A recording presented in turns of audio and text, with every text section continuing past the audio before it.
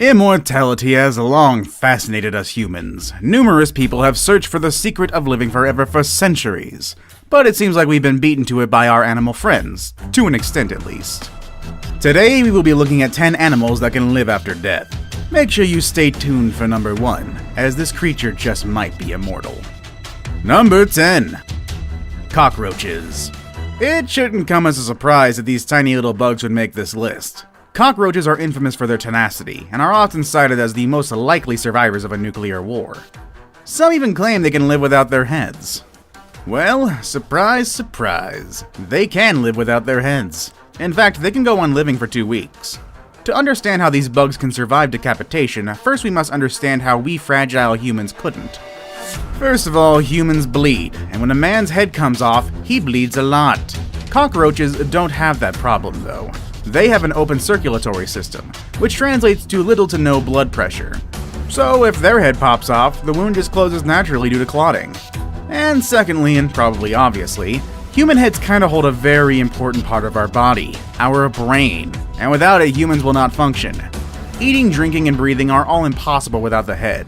But cockroaches, on the other hand, don't need their heads to breathe, as they do this process through little holes located on their bodies, called spiracles. Although a headless cockroach will die of starvation eventually, it's gonna take them weeks for them to do so. Number 9. Bees. This might sound like a cop-out to you. No, bees die and they stay dead. However, there is a reason why they appear on this list, because even though a bee might be dead, it can still sting you. Not in the way that you think, of course. Dead bees obviously can't go flying around and actively sting you. It's that their stinging parts and more importantly their venom delivery system will still work even if the bee is long dead. When a bee stings, the sting detaches from its body, leaving it embedded into the skin of its victim. Attached to the sting is a tiny organ that both contains the bee venom and a tiny muscle that pumps the venom out. Due to the simple physiology of bees, these actions are not controlled by the bee's simple brain, but rather by involuntary impulses. So if you think that you're safe picking up a dead bee, think again. Number 8. Chickens. There is truth to the expression running around like a headless chicken, after all. Yeah, ask any farmer and they'll tell you, chickens can still run around with their heads cut off, and there's a very simple reason for this, and it's not because chickens are zombies. No, the reason is, believe it or not, human error. This error happens to be a butcher's error, to be more specific. You see, a chicken's central nervous system is very different from us humans. Some basic bodily functions are controlled not by the brain itself, but by certain parts of the brain stem. So, what does this all mean? Well, the butcher chopped the chicken's head to high. Most of the time, it's just the forebrain of the chicken that comes off with its head, leaving the brainstem and the cerebellum quite intact. In fact, if the butcher also misses the jugular, not only will the chicken continue to move, it sometimes can still breathe. Of course, it eventually starves to death. But there is one special case that a chicken survived 18 whole months without its head. Number 7. The octopus. I'm pretty sure that you've seen videos online where an octopus after being chopped up continues to move. In fact, in certain Asian countries, eating fresh octopus is a deadly delicacy.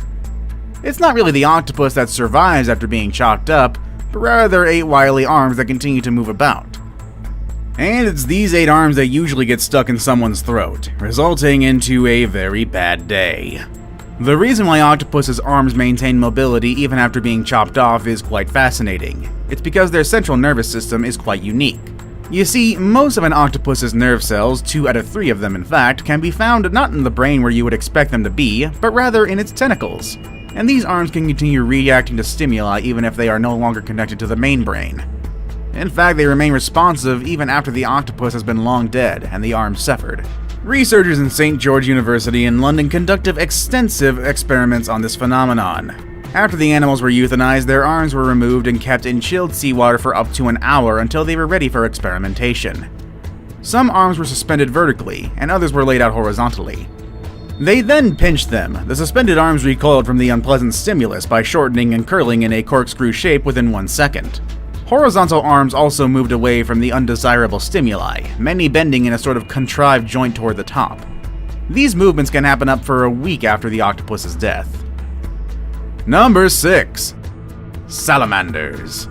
If you're gonna come up with a list of animals that stubbornly continue to live even after apparent death, you'll be hard-pressed not to include the salamander. This animal has always been synonymous to long life and immortality.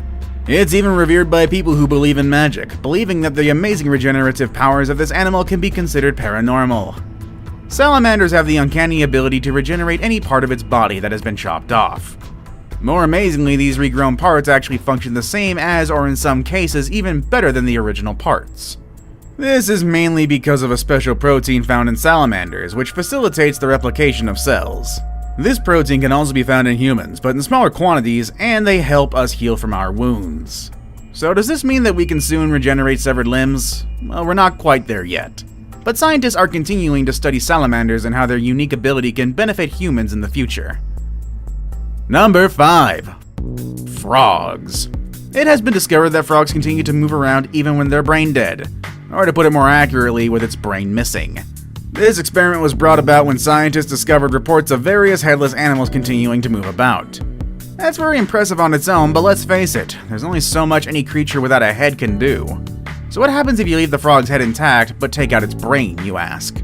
Well, thanks to the "let's chop out its brain and see what the hell happens" approach to science taken by 19th century neurologist David Ferrier, we can tell you. A headed but brainless frog actually behaves very similarly to a frog with its gray matter perfectly intact. If you turn it upside down, it will right itself. If you pinch its feet, it will hop away. If you put it in water, it will swim to the side and climb out. And perhaps most disturbing of all, it'll even croak contentedly if you stroke its back. The factor that results in frogs' zombie-like tendencies is the power of the reflex reaction, which fires the necessary electrical impulses that cause a muscle to expand or contract. Number 4. Flies. You've probably seen David Blaine resurrect dead flies just by touching them, and no, this is not because the magician really has supernatural powers. Flies can survive freezing temperatures and go into some kind of suspended animation. What you really see David doing is thawing the frozen fly using his own body heat. When the insect fully thaws, the fly then flies away. But this amazing ability to survive freezing temperatures is not why the humble fly makes it to this list. Female flies will live for several days after they have been decapitated. Such beheaded females assume an upright stance comparable to that of a normal fly, and can do and engage in complex actions such as preening, flying, and under duress, walking. Even more amazingly, males will court decapitated females. That's right, chop off a female fly's head and not much changes, really. If anything, it serves to make the fly's behavior more human-like. The males still want to have sex with her, while she in turn treats their sexual advances as noxious foreign stimuli. Number 3. Turtles. The hearts of fish, reptiles, birds, and mammals alike have their own pacemaker cells that take over when the signals from the brainstem are not coming through for some reason, which ensures that the heart still functions for a while, even when the brain does not. Now the turtle takes the term "for a while" to a whole new level, and this is because from their heart's viewpoint, being cut off from the oxygen and nutrients usually supplied by the blood is just a normal day at the office. Because these animals can dive for a long time. How long? Well, try 5,000 hours in the case of the loggerhead musk turtle. Yeah, you heard that right. That was a 5 followed by 3 zeros, and they survived that long by what oxygen they can take up from the water via their skin, throat, and butt end, as well as their body's amazing potential for producing energy without oxygen. Their hearts have their own fuel stash, and they just won't give up until every last fill-up of that has been used up. Now it's time for today's best pick. Today we're going to focus on an animal so ferocious it can still kill you with its head chopped off. Perfect for Halloween, honestly. Number 2. Snakes.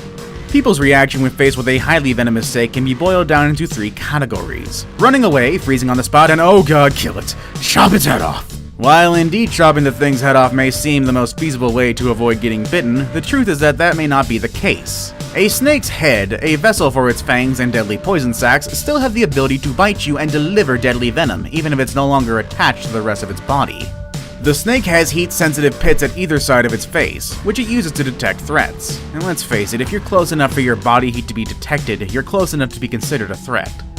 These heat-sensitive pits are capable of detecting a threatening presence for hours after death, which means the snake may continue to defend itself, zombie style. And yes, this even applies if the body is no longer attached. I saved the best for last, but first, I have a quick challenge that takes only 5 seconds to complete. If you can leave a like and subscribe within the next 5 seconds, you'll get 10 years of amazing luck. Just try it, it really works. Number 1. Flatworms. Are you familiar with the old wives' tale about how earthworms reproduce? It states that if you cut an earthworm in half, 2 earthworms will form from the severed halves. Of course, this has since been proven to be completely hokum. However, substitute the earthworm with a flatworm, and then this old wives' tale suddenly becomes a very true disturbing story. Flatworms, or planarians, are known as masters of regeneration. They can rebuild any part of their bodies after amputation.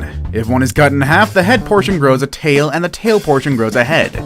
Cut it into 20 pieces and 20 new worms, each an exact copy of the first, are created. This has been exploited by Nottingham University scientists who have created a colony of more than 20,000 worms. And guess what? They're all from one original, whose bodies and organs do not appear to age. They are confident a single worm which did not divide would live forever, unless it catches an infection or another illness. Which deathless animal is your favorite? Let us know in the comments section down below. Want more videos that would probably still exist until the end of time? Click on any of the videos you see on the screen. As always, thanks for watching everybody, and you all have a good weekend.